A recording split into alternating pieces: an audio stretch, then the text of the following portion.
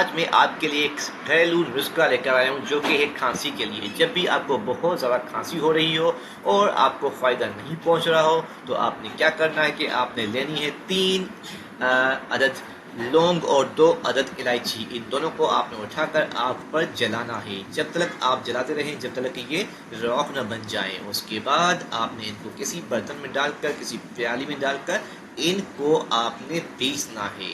बहुत आराम से ये पिस जाएंगी क्योंकि ये जलकर राख हो चुकी होंगी। और जैसे ही आप इनको पीस लें तो उसके बाद आपने इसमें थोड़ा सा अदरक का पानी भी मिक्स करना है।